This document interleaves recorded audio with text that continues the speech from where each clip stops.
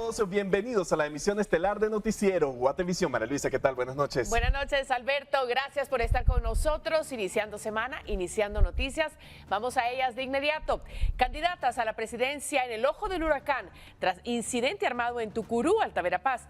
¿Qué sucedió y por qué? Hay investigaciones en curso y señalamientos mutuos entre las agrupaciones políticas. Y crisis en el partido político Creo. Podrían perder su planilla para la alcaldía de San Miguel Petapa tras amparo de la Corte Suprema de Justicia que declara vacantes 14 cargos, mientras buscan respuesta en la CSJ. Y detienen al jefe de migración en Chihuahua por muerte de 40 indocumentados en incendio de centro de detención, luego de intentar evitar la captura con un recurso legal. Se espera la llegada del fenómeno del Niño, que generará más sequía en el país. Aunque actualmente Guatemala se encuentra en condiciones neutrales, se espera que en un mes comience a tener mayor presencia este fenómeno. Conflicto armado por tierras pone en riesgo a comunidades indígenas de Nahualá y Santa Catarina Iztahuacán. Un equipo periodístico de Guatevisión documenta la peligrosa situación en las montañas de Nahualá. Se lo presentamos hoy en nuestro reporte especial. Sudán se suma a la violencia, más de 180 muertos en combates entre ejército y grupo paramilitar en los últimos 3 días.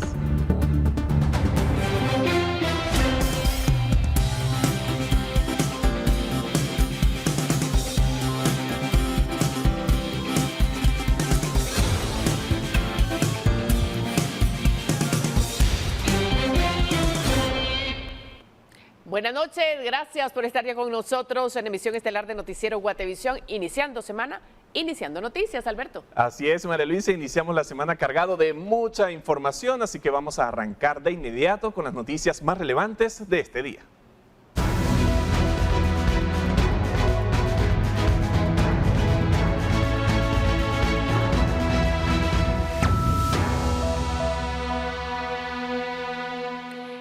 Después del incidente en Tucurú, Alta Verapaz, donde una simpatizante del Partido Valor accionó un arma de fuego tras una discusión con correligionarios de la UNE, han surgido detalles de lo ocurrido y la posible razón. Además, hay 2 investigaciones en curso y 2 candidatas a la presidencia que se señalan mutuamente. Los detalles a continuación. Si hubiera sido al revés, lo primero que yo hubiera hecho era salir a dar disculpas. Y todavía estamos esperando las disculpas públicas de ese partido. Le envío un mensaje a usted, señora Sandra Torres. No vamos a caer ni en las manipulaciones ni en las provocaciones que su gente irresponsable está haciendo. Apenas ha transcurrido cerca de una semana desde que 27 partidos políticos firmaron un pacto de no agresión. Sin embargo, en ese lapso la contienda electoral ya ha dejado un incidente en Tucurú, Alta Verapaz, entre simpatizantes de Valor y la UNE, así como señalamientos entre las candidatas a la presidencia de ambas agrupaciones políticas. Sobre el incidente en Tucurú han surgido nuevos detalles. Por ejemplo, la UNE señala que este se produjo afuera de la casa de la candidata a la alcaldía, Alba López, cuando transitaba una caravana del Partido Valor, pero algunos simpatizantes se detuvieron frente a la vivienda, que también funciona como sede de la UNE en el lugar. López en el pasado perteneció a Valor, lo cual pudo ser una de las razones del altercado, donde una simpatizante de este último partido accionó un arma de fuego, pese a que también han surgido videos de simpatizantes de la UNE con machetes. Perteneció antes al Partido Valor, renunció y se vino con nosotros. Entonces, quiera que no, hay ciertos resquemores ahí históricos que seguramente molestaron al Partido Sin Valor.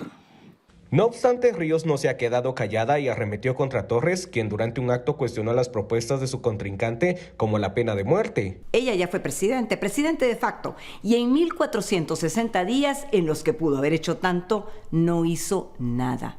Mientras continúan los señalamientos entre ambas, el Ministerio Público ya investiga el hecho. Las fiscalías de Santa Catalina La Tinta y la de Distrito de Alta Verapaz tienen a su cargo las diligencias. Como parte de las investigaciones, ya se realizaron inspecciones oculares y se embaló un indicio balístico, entre otras pruebas, según el ente investigador. Con imágenes de Roberto López, informó para Noticiero Guatevisión, Henry Montenegro. Y hablando del proceso electoral, hoy tenemos un nuevo invitado en Decisión Libre 2023. ¿De quién se trata?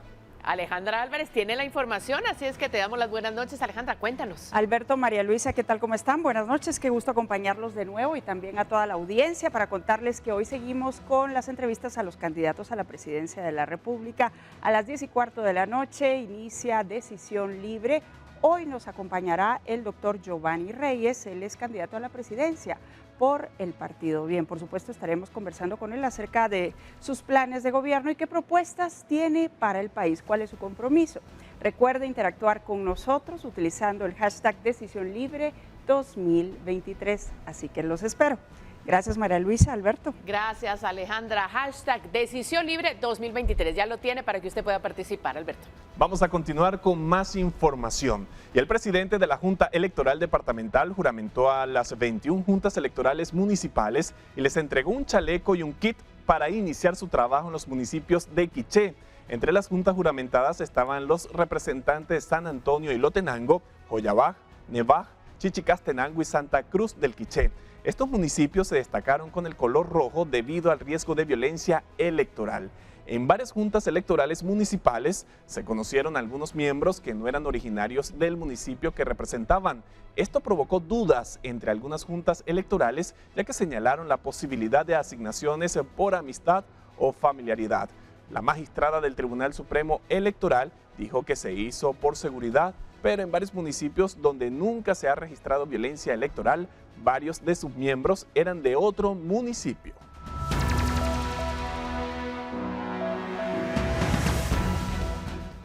Bueno, y ahora le contamos esta singular historia electoral. El partido Creo podría quedarse sin planilla a la Corporación Municipal de San Miguel Petapa, ya que 14 de los 18 miembros de la misma también fueron proclamados por FCN Nación. La historia, a continuación. Fue el pasado 2 de marzo cuando la Delegación Departamental del Registro de Ciudadanos de Guatemala aceptó la inscripción de la planilla del partido Creo, encabezada por Westin Lemus, quien busca llegar a la alcaldía de San Miguel Petapa. La planilla está conformada por 18 personas, sin embargo el partido FCN Nación presentó un recurso de nulidad alegando que 14 de los integrantes también fueron proclamados con esa agrupación política. En ese momento el TSE declaró vacantes esas 14 postulaciones, pero luego el Registro de Ciudadanos señaló que estas personas sí habían renunciado, por lo tanto el TSE dio marcha atrás y confirmó la inscripción. El tema nuevamente volvió al ámbito jurídico, esto la semana pasada cuando la Corte Suprema de Justicia otorgó un amparo provisional con el que se dejan vacante nuevamente las casillas. De momento el partido Creo asegura que no ha sido notificado, por lo tanto no se tiene certeza del alcance de la resolución y afirman que a su consideración la inscripción sigue en firme ya que los candidatos tienen credenciales. Este día el partido se apersonó a la Corte Suprema de Justicia para ser notificados, pero esto ocurrirá hasta mañana según el aviso que se les dio. Pues según me notifica a nuestro abogado, sí, sigue vigente, porque es un amparo provisional. Y nosotros tenemos nuestras credenciales, o sea, yo tengo mi credencial, no hemos sido notificados. Informó para Noticiero Guatevisión, Henry Montenegro. Convidex, la mejor opción para bajarle al estrés, presenta. Y miren, durante el juicio de exdirectores de informática del Tribunal Supremo Electoral, un testigo describió los errores que encontró en la recopilación de votos durante las elecciones generales de 2019. Un juicio por errores en la recepción de datos de las elecciones generales de 2019 comenzó en el Tribunal Quinto de Sentencia Penal y los exdirectores de informática del Tribunal Supremo Electoral son los acusados.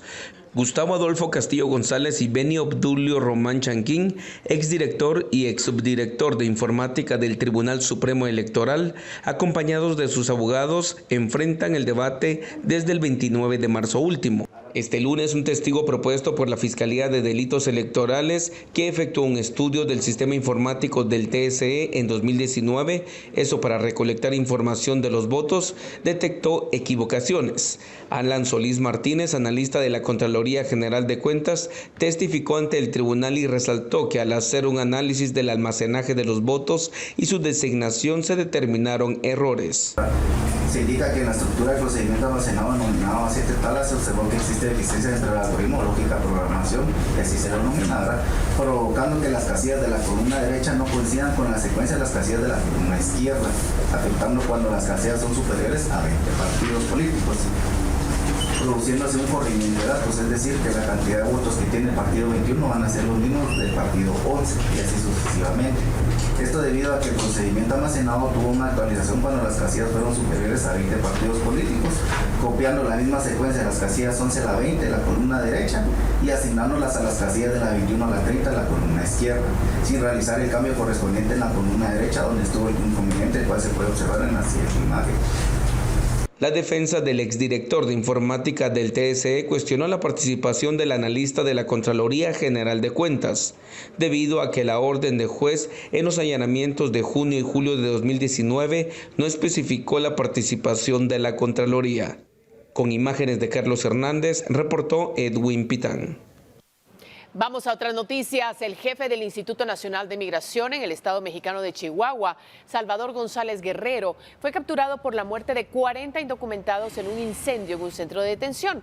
Así lo informaron las autoridades mexicanas. Según el registro de detenciones de la Secretaría de Seguridad, el funcionario fue detenido durante la tarde de ayer domingo por agentes federales en Ciudad Juárez, fronteriza con El Paso, donde ocurrió la tragedia la noche del 27 de marzo. Según medios locales, González Guerrero había buscado evitar ser detenido mediante un recurso legal. De acuerdo con las autoridades mexicanas, el incendio se originó cuando un migrante prendió fuego a un colchón en la celda donde permanecía con otros 67 hombres en medio de una protesta por una posible deportación. Imágenes de una cámara de seguridad mostraron que una vez desatado el incendio, ni el personal de migración ni el de seguridad tomaron acciones para evacuar a los migrantes. Y el Instituto Guatemalteco de Migración expulsó de Guatemala a 165 personas que se encontraban en condición irregular en nuestro país. Los migrantes fueron localizados en un hotel de Malacatán, San Marcos, el sábado. Esta madrugada llegaron al puesto fronterizo de Agua Caliente en buses de la Policía Nacional Civil y con el acompañamiento del Ejército de Guatemala. Las 165 personas, en su mayoría provenientes de la India, ingresaron a Guatemala por puntos no autorizados sin realizar el control migratorio. Tenían como destino final los Estados Unidos y pretendían ingresar a territorio mexicano de manera irregular.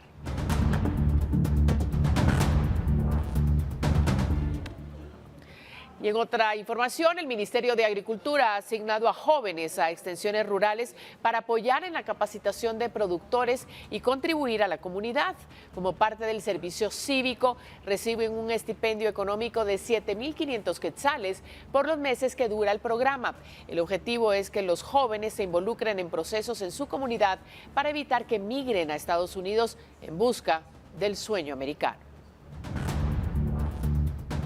Convidex, la mejor opción para bajarle al estrés, presentó. Y el pasado sábado las llantas de un autobús extraurbano se desprendieron en un incidente ocurrido en Antigua, Guatemala, lo que provocó la muerte de un hombre, siendo este el segundo caso de alguien que fallece por este tipo de sucesos. Fernando Cabrera habló con un especialista en mecánica automotriz para conocer las causas de estos accidentes. Durante los últimos días se han registrado varios hechos de tránsito por desprendimiento de llantas o del tren delantero mientras está en movimiento. Estos accidentes han dejado ya a 2 personas sin vida. Mecánicos recomiendan tener un adecuado mantenimiento de los vehículos, en especial cuando son del transporte pesado y público, los que podrían provocar cualquier incidente. Nosotros tenemos el defecto aquí en Guatemala que nosotros queremos sacarle el último uso a los repuestos.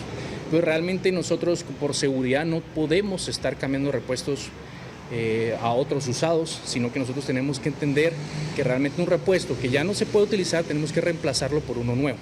Amílcar Montejo, portavoz de la Policía Municipal de Tránsito de Guatemala, mencionaba que alrededor de 5,000 viajes se registran dentro de la capital. Háblese del transporte pesado como también del transporte público. Por lo tanto, las autoridades de tránsito hacen la recomendación a todos los conductores a que revisen siempre el estado de su automotor. Háblese del tren delantero como también de las llantas, por ejemplo, por los casos que últimos que han pasado. El caso que se registró en la Antigua Guatemala, donde el tren delantero se desprendió del autobús e hizo que impactara contra una de las personas que se encontraban cerca del automotor y falleciera.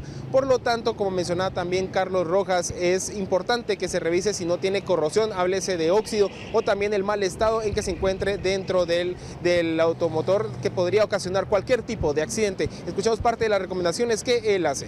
El sistema de la corrosión es algo muy peligroso también porque probablemente mecánicamente y el tren delantero y todo esté bastante bien, pero si estamos hablando de una muleta que esté totalmente oxidada, nosotros no vamos a saber internamente cómo está el metal.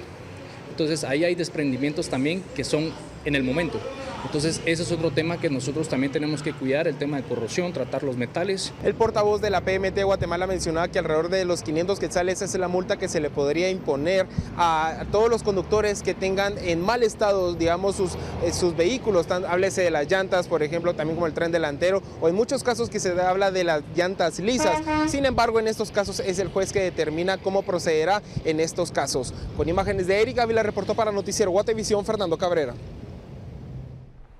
Y la tranquilidad de una familia en la aldea El Rosario Cabañas fue interrumpida el viernes pasado cuando descubrieron que Samuel Hernández Ramírez, de 58 años, había sido asesinado con arma blanca mientras descansaba en su hamaca, según informaron sus familiares a las autoridades. Escucharon ruidos en la puerta de la casa y salieron a ver qué sucedía, encontrando a Hernández herido y a un hombre corriendo en su intento de escapar del lugar. Los bomberos voluntarios llegaron a la vivienda, pero lamentablemente la víctima ya no tenía signos vitales y presentaba heridas en el rostro y cuello. Y el sábado pasado, los bomberos municipales departamentales de Usumatlán recibieron una llamada de alerta sobre el cuerpo de un hombre tirado a un costado de la carretera en el kilómetro 116. Al llegar, encontraron a la persona fallecida y alertaron a las autoridades correspondientes. La víctima fue identificada como Kenneth Alexander Aroche Oliva, de 19 años y residente en Palencia. La madre del joven, Isabel Oliva, explicó que su hijo había salido temprano por la mañana con un supuesto amigo para visitar a su abuela en Puerto Barrios y Izabal y regresaban a la ciudad capital cuando ocurrió el suceso. Según el amigo, durante el trayecto en moto, a Kenneth le dispararon, lo que provocó que los bomberos lo trasladaran a un centro asistencial. Sin embargo, a través de las redes sociales, la familia se enteró de que el cuerpo quedó cerca del asfalto y no como les habían informado. Se desconoce si el hecho ocurrió durante un intento de asalto, ya que esta área es conocida por presentar constantes casos de delincuencia.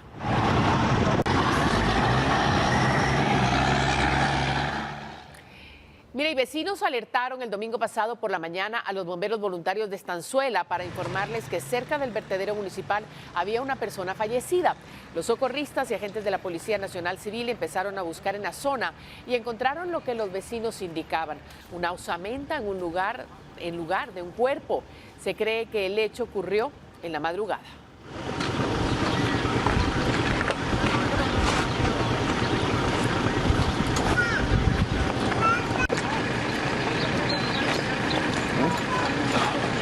Como las 3 de la mañana, prende la luz yo porque va por la carretera.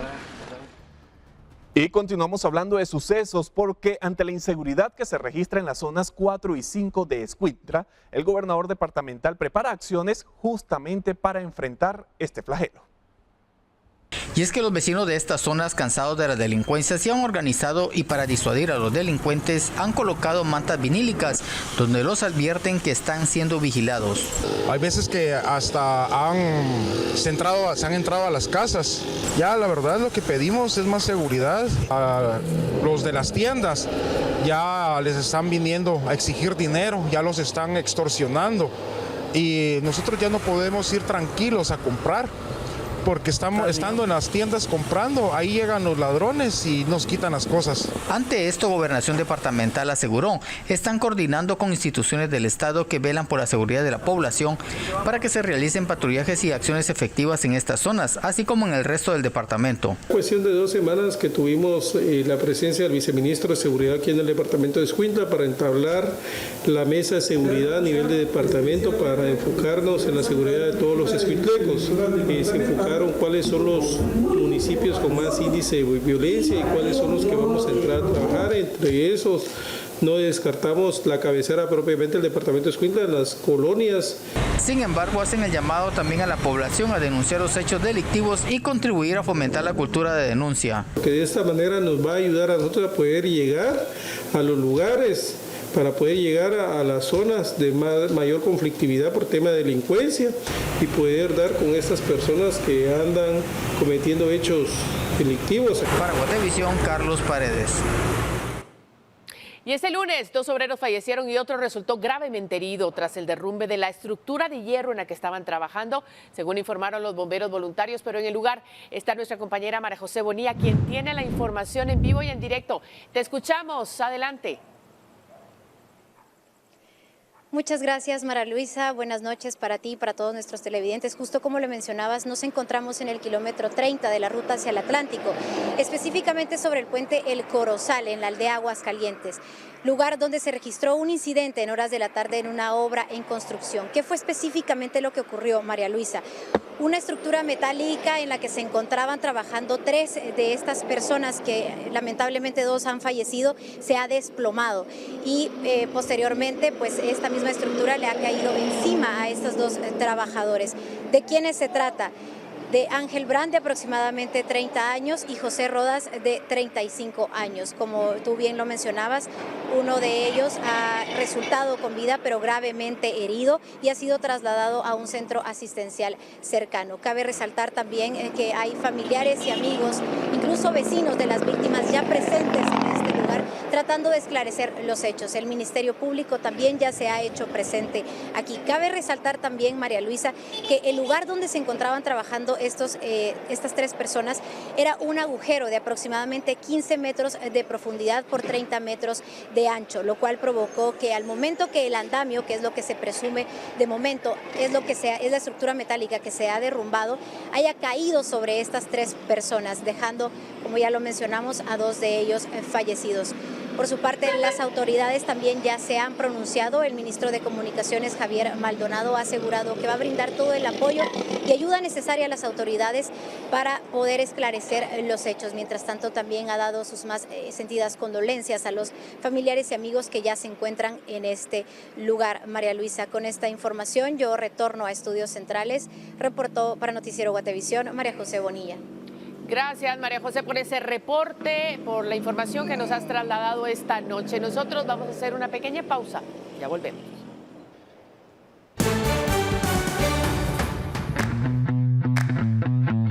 Multimoney. Finanzas de estos tiempos. Presenta.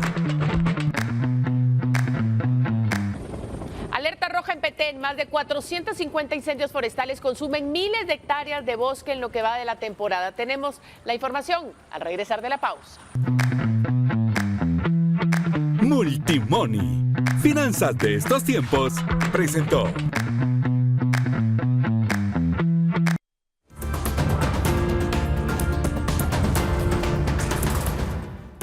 Guatemala ahora se encuentra en condiciones neutrales ante el fenómeno del Niño y la Niña.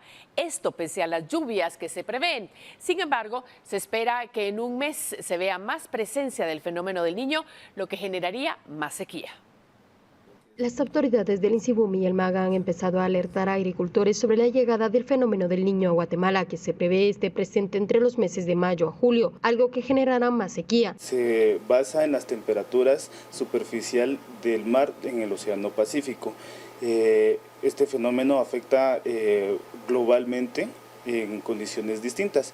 En nuestro país, cuando está el fenómeno de la Niña, significa que puede precipitar más de lo normal o más de lo que se espera en la normal climática. Ahora bien, contrario al fenómeno del Niño, se espera una reducción en cuanto a las lluvias. El Niño es un fenómeno climático recurrente que implica cambios en las temperaturas y se determina al existir un calentamiento superficial del Océano Pacífico frente a las costas de Perú y Ecuador, lo cual provoca inundaciones, ausencia de lluvia, incendios forestales y otros eventos extremos en varias regiones del planeta, y el país no será la excepción, ya que podrían generarse canículas severas. En años anteriores, cuando hemos tenido el fenómeno del Niño, básicamente cuando llega la canícula, que es una reducción en las lluvias, esta puede llegar a prolongarse más de lo normal. Lo normal en una canícula es de la reducción de lluvias en una semana. Sin embargo, en el fenómeno del Niño podría prolongarse hasta 2 o 3 semanas. Las áreas más impactadas son lo que le llamamos el corredor seco.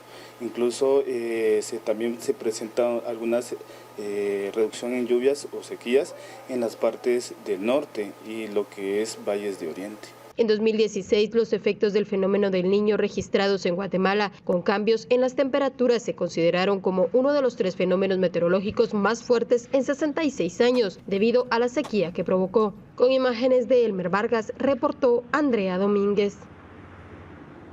Y hablando del clima, el acercamiento de un frente frío a Yucatán, México, aunado a la inestabilidad atmosférica, prevé un clima lluvioso en parte de Guatemala. El INSIBUME informó que el acercamiento de un frente frío al norte de Yucatán provocará nublados, lluvias y bajas temperaturas en gran parte del país. Agregaron que los efectos indirectos prevalecerán este lunes y el próximo martes. Los nublados con lluvias acompañadas de actividad eléctrica serán en gran parte del país, principalmente en las regiones norte, franja transversal del norte y occidente, Boca Costa y altiplano central.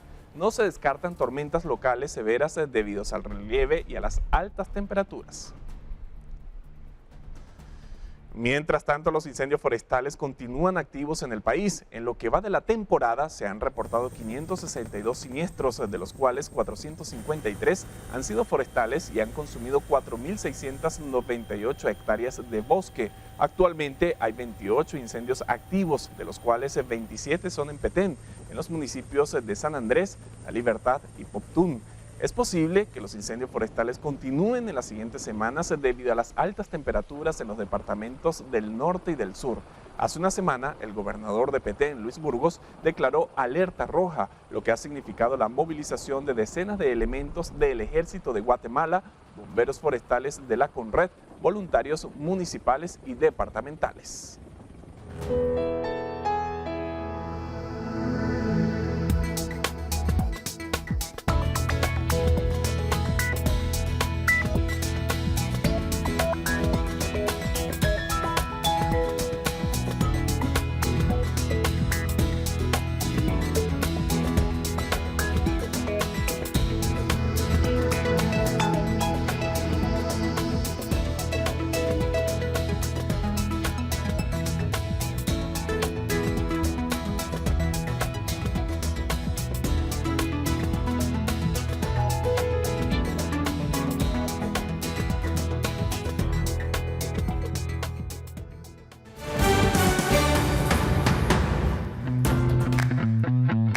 Multimoney.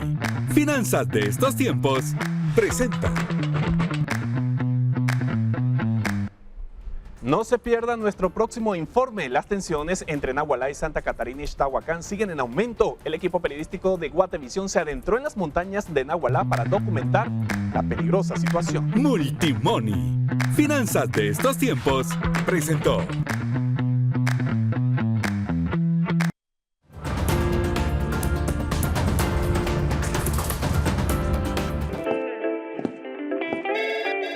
Si el cuarto de libra con queso es lo tuyo, el nuevo cuarto de libra B te va a encantar. Descubre tu lado barbacoa, tu hamburguesa preferida ahora con deliciosa barbacoa. Disfrútalo solo en McDonald's. Biosid combate los síntomas de la gripe y virus comunes. Aumenta la inmunidad que ayuda a erradicar infecciones. Biosid es el antioxidante más potente del mercado. Previene el estrés oxidativo reduciendo la incidencia de diversas enfermedades. Mantente sano todo el año con un Biosid al día, un producto fabricado en España con diversos estudios que comprueban su eficacia. Encuéntralo en Farmacias Faico, Farmacias Galeno, Cruz Verde y Farmacias Batres. ¿Necesita vehículos para su empresa? Ponga a trabajar nuestras flotillas con los mejores planes de rentas corporativas. Estos son algunos de nuestros beneficios. Vehículos de modelos recientes y unidades disponibles. Mantenimiento de las unidades. Seguro y asistencia en carretera. Para más información, contáctenos. Levusol, el suero para diabéticos. Tome Levusol si siente boca seca, cansancio, sed o dolor de cabeza. Adquiera su Levusol a 2 por $34.95 en Farmacias Galeno, Batres y Cruz Verde.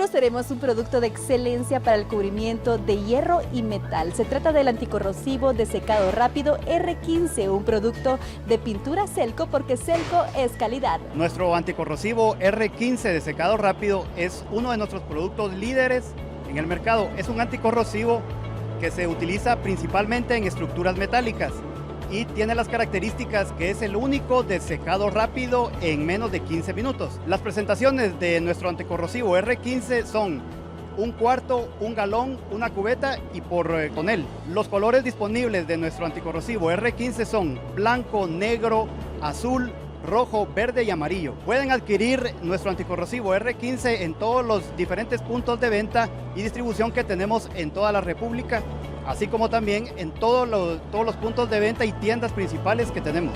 Pintura Selco tiene la certificación ISO 9001, por lo que brinda siempre productos de alta calidad.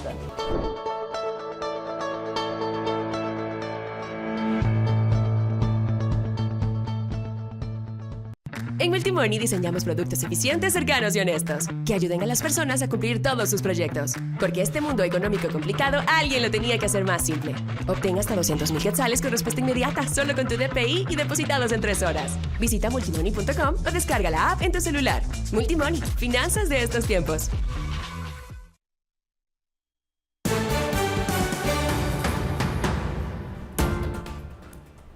Continuamos con más. La disputa de tierras para la producción de alimentos ha empeorado las relaciones entre Nahualá y Santa Catarina Ixtahuacán desde la década de 1990, lo que ha llevado a un conflicto armado que ha dejado a decenas de personas muertas. En la actualidad, las viviendas de la aldea Patzité en Nahualá están en riesgo constante debido a los enfrentamientos con la comunidad vecina de Chirijosh en Santa Catarina Ixtahuacán.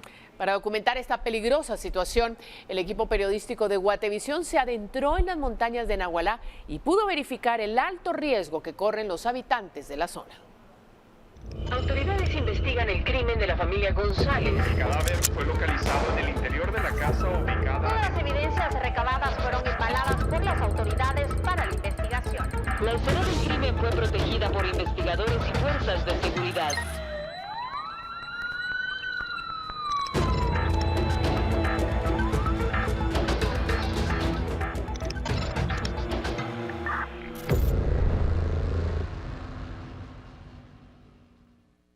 Patzité es una aldea ubicada a 163 kilómetros de la capital guatemalteca. Tiene 1,800 habitantes y su idioma es el quiché.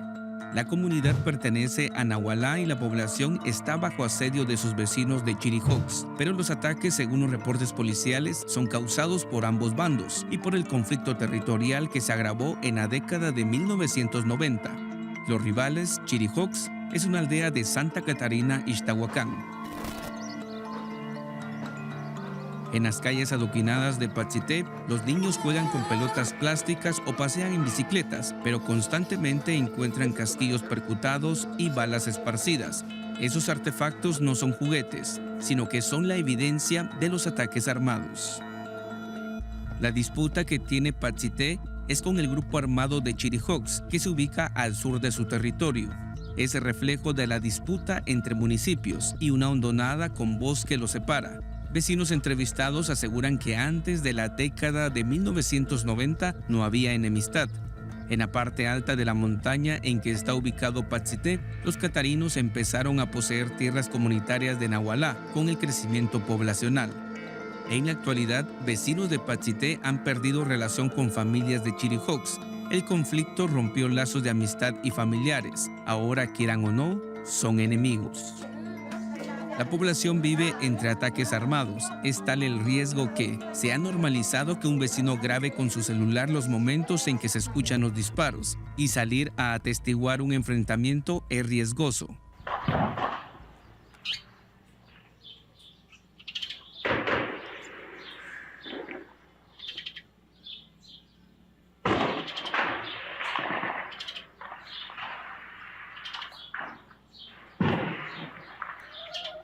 Al caminar por el territorio de Patzité e Nahualá, uno puede encontrarse con casquillos o balas que han sido percutadas producto del conflicto entre los municipios de Santa Catarina, Ixtahuacán y Nahualá. Ahora la pregunta que surge es, ¿qué tipo de armamento y municiones se están utilizando durante estos enfrentamientos? Bueno, haciendo un análisis, pues así a simple vista, pues esos son casquillos de munición calibre 5.56, que al igual que el 7.62 milímetros son municiones de uso exclusivo de las fuerzas de seguridad del Estado. Y pues el 5.56 es pues la munición estándar de la OTAN. Y esto que tenemos aquí pues son ojivas de diferentes calibres, las cuales pues fueron se fueron tal vez estrelladas en algún muro, alguna situación donde se pudieron haber apachado, pero no corresponden a ninguna de estos casquillos. El domingo 2 de abril, unas 75 personas estaban congregadas en la Iglesia Evangélica Centroamericana Peniel y a las 15:10 horas empezaron a escucharse los balazos. Los líderes religiosos instruyeron a los feligreses a tirarse al suelo y se suspendió la reunión.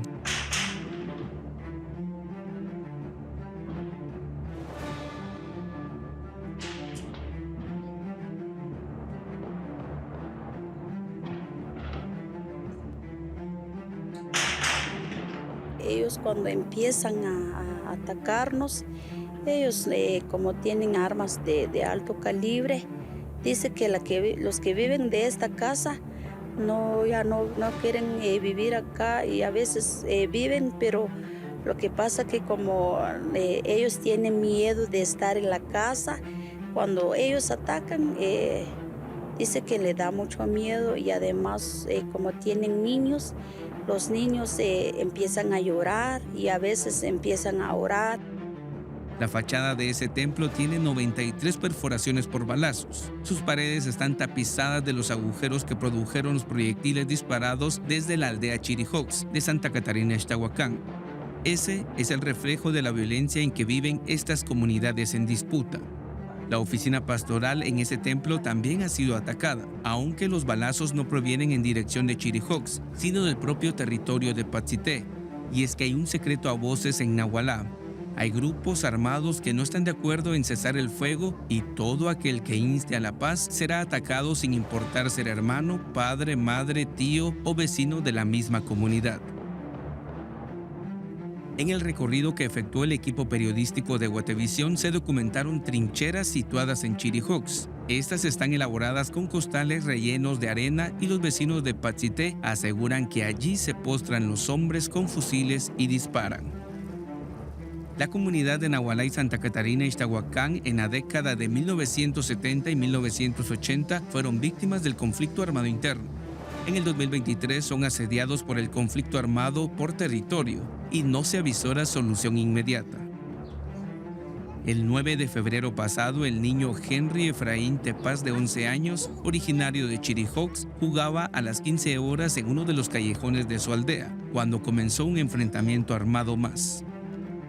Los disparos se escucharon y de pronto el menor cayó herido. Ese día se desató el enfrentamiento entre grupos armados y en la madrugada del 10 de febrero, horas después de confirmada la muerte del menor, se incendiaron 10 casas en territorio de Patsité. Las autoridades de gobierno han formalizado diálogo entre Nahualá y Santa Catarina, Ixtahuacán. Incluso el presidente Alejandro Yamatei ha visitado ambos territorios en conflicto. Alcaldes, vengan acá los dos alcaldes. Aquí los dos alcaldes. Mire, ve, cara y escudo. Cara y escudo. Escudo. Usted, cara. Está bien. El que le caiga, la cara que caiga o el escudo que caiga, ahí toca la siguiente reunión. ¿Verdad?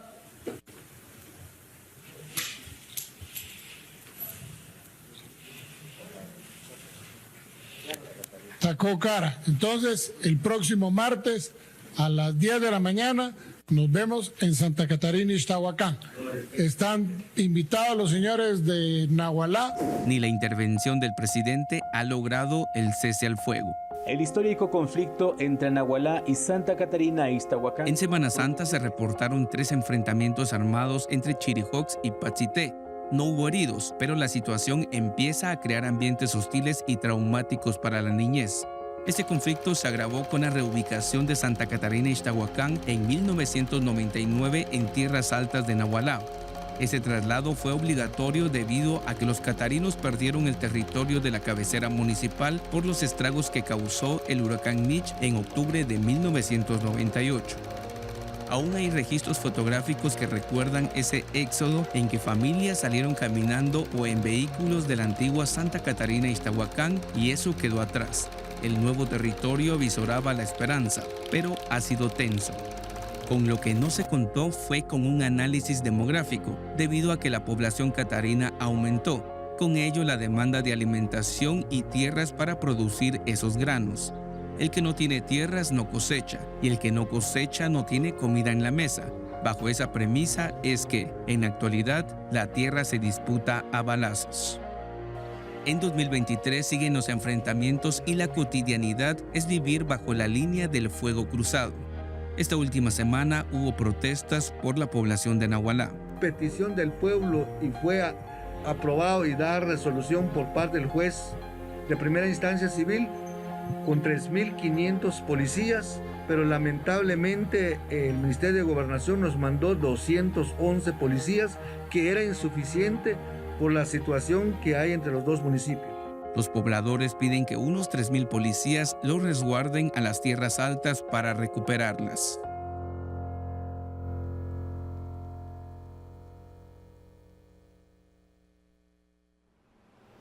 Bueno, así lo ve, un conflicto de años, pero que está muy presente, desafortunadamente, Alberto. Y donde sus ciudadanos claman por la paz. Así nos vamos a una nueva pausa, ya regresamos con más información.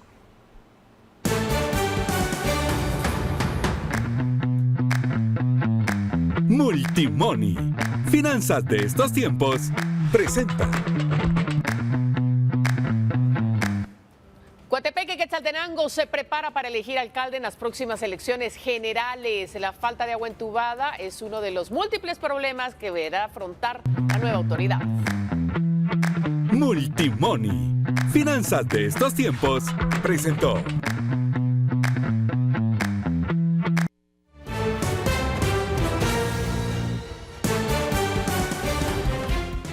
Aquí estamos ya listos con el segmento donde usted es el protagonista. Guate Reporta, Alberto. Así es, María Luisa, y en casa se preguntarán, pero ¿cómo puedo ser protagonista? Bueno, enviando su reporte al 40-013-3859, algún problema que se esté registrando en su comunidad. Hoy, por ejemplo, tenemos reportes de Zumpango y también de Cuatro Caminos. Mereces disfrutar de este verano en familia, sin preocupaciones, con grandes experiencias y sobre todo con el apoyo de CFS, Corredores de Seguros. Presenta. Miren, un agente de la Policía Nacional Civil resultó herido al caer de un autopatrulla en el kilómetro 44, ruta interamericana en Zumpango, Zacatepeques. La policía efectuaba una persecución cuando ocurrió el incidente. Los uniformados lograron la captura de 3 presuntos robacamiones. Además, en la aldea Piedra Grande, en San Pedro, Zacatepeques, San Marcos, un cortocircuito originó un incendio en una bodega en donde se almacenaba zacate y leña. Por último, un incendio se registró en una bodega en el caserío Los Arcos, en Tejutla, San Marcos. Las emergencias fueron cubiertas por bomberos municipales departamentales. Mientras tanto, en el kilómetro 30 en la ruta al Atlántico, 2 obreros murieron y otros 2 resultaron heridos al colapsar la estructura en donde laboraban. Asimismo, en el kilómetro 182.5 sentido a la capital, lugar conocido como Cuatro Caminos, se produjo un accidente que dejó 2 personas heridas. Por último, un hombre murió ahogado en el río Ocosito, Caballo Blanco, en Retaluleu. Fue identificado como Melvin Renato García, de 31 años. Los servicios fueron cubiertos por bomberos voluntarios. Estar protegido es una elección. Este verano elige la buena experiencia de estar asegurado y síguenos en nuestras redes para más consejos de verano. Presentó. Mire, los vecinos de Coatepeque, Quetzaltenango, en las próximas elecciones generales deberán elegir a un nuevo alcalde o reelegir al actual. La nueva autoridad municipal tiene el desafío de resolver múltiples problemas. Uno de ellos es la falta de agua entubada. Hasta el 31 de marzo pasado, el registro de ciudadanos del Tribunal Supremo Electoral reportó que en Coatepeque, Quetzaltenango, hay empadronadas 67.856 personas aptas para votar. En la actual campaña política, por lo menos 9 candidatos de partidos políticos y 1 de un comité cívico buscan el voto de los vecinos para llegar a la alcaldía. Noticiero Guatevisión buscó conocer qué opinan los coatepecanos de los candidatos y qué problemas debe resolver la nueva autoridad municipal. Sin embargo, de las 15 personas que se buscó entrevistar, solo una opinó sobre el tema. El resto de los vecinos no quiso hablar de los problemas que afecta a Coatepeque. Pero el problema aquí en Coatepeque tenemos tal vez las calles sucias. Si usted lo ve, enfoca para de aquel lado derecho, ahí va a haber algo. Agua. También me atrevo a decir en educación estamos un poco mal. En la actualidad, los mayores problemas en Coatepeque son la falta de agua entubada, la basura en las calles, el basurero a cielo abierto que contamina el río Naranjo y las ventas informales que nunca se fueron de las calles del centro de la ciudad. Para este miércoles 19 de marzo se llevará a cabo el primer foro con candidatos a la alcaldía organizado por periodistas y comunicadores de este municipio. En Coatepeque, Quetzaltenango, para Noticiero Guatevisión, Minor Talk.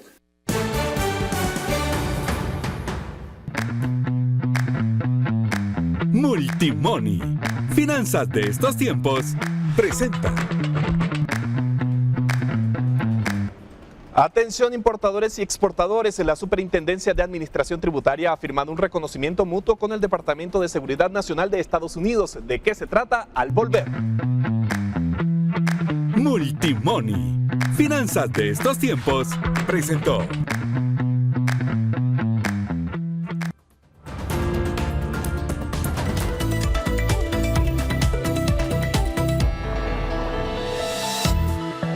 Continuamos acá en la emisión estelar de Noticiero Guatevisión y llegó el momento de darle la bienvenida a nuestra compañera Paula Osaeta. ¿Eso qué significa, María Luisa? Significa que es momento de que hablemos de dinero. María Luisa, Alberto, qué gusto iniciar la semana con ustedes. Les quiero contar que en una entrevista para Prensa Libre, Sandro Testelli, presidente de Marnos Guatemala, explicó sobre el estatus de la ruta de la autopista Palín-Escuintla, resaltando que están dispuestos a competir para continuar operando la autopista. El 30 de abril es la fecha en que la compañía deberá devolver al Estado la autopista por el vencimiento del contrato de concesión de la misma, y la decisión a futuro está en manos del Ministerio de Comunicaciones. El contrato no se puede reprogramar ni extender. Para que exista un nuevo contrato de concesión se tendría que transgredir una decisión del legislativo y eso no va a ocurrir, dijo Testelli. Para hacer una nueva licitación se debería tener un contexto normativo, luego la escritura de un contrato de acuerdo con lo que se establezca, generar un proceso y fijar los plazos que demanda una correlación pública-privada.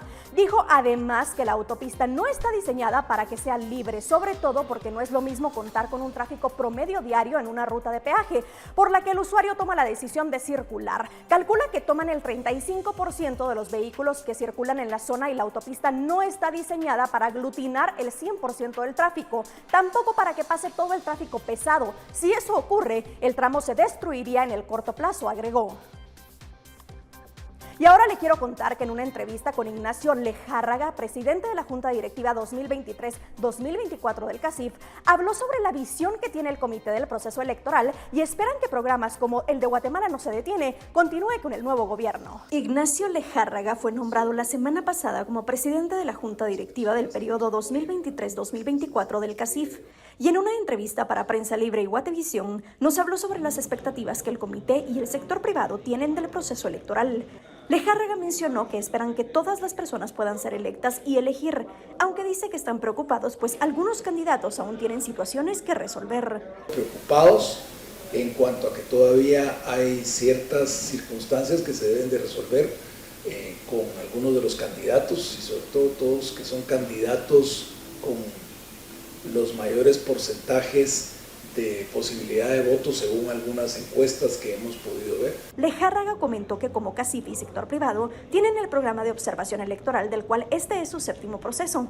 Asimismo agregó que es fundamental que se sigan trabajando algunos programas que están vigentes. Uno de ellos que tal vez lo que nosotros buscaríamos es que exista una continuidad, es el de Guatemala no se detiene, que ha sido un programa que son varios convenios firmados entre entidades del sector privado, no necesariamente CACIF y el gobierno actual, pero que deben de continuar. Son iniciativas muy buenas, son iniciativas que de alguna forma han sido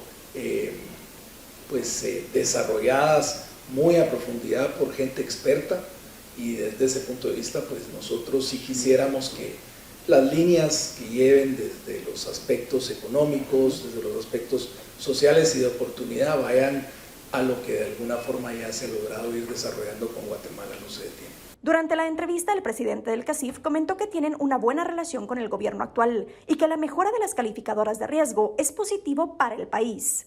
No caiga en la trampa del mito del líder solitario, porque nadie ha logrado ni jamás logrará algo relevante andando solo. De ahí la importancia de aprender a liderar. Por ello, comparta la primera ley irrefutable del liderazgo de John Maxwell, la ley del tope, la cual implica que tanto usted como su equipo van a llegar solo hasta donde su capacidad como líder lo permita. Lo bueno es que podemos aprender a ser mejores líderes, que al final del día se trata de que todos crezcamos. Recuerde que un buen líder escucha a su equipo, está dispuesto a generar cambios en el pro del equipo y de los resultados de la empresa. Conecte y colabore con los demás. Nunca tomará decisiones solo y tampoco trabajará por su cuenta sin que su equipo sepa lo que hace. Tome esto en cuenta, trabajar con y en equipo da mejores resultados. Nos vemos mañana. Buenas noches. Gracias, Paula, por los reportes. Vamos a continuar hablando de dinero porque la Superintendencia de Administración Tributaria hoy firmó un reconocimiento mutuo con el Departamento de Seguridad Nacional de los Estados Unidos de Protección Fronteriza en Boston, que permitirá que quienes están en el programa, que son más de 90 importadores y exportadores, puedan ingresar con menos trámites a ambos países. Tendrán una serie de beneficios, por ejemplo, la reducción de costos.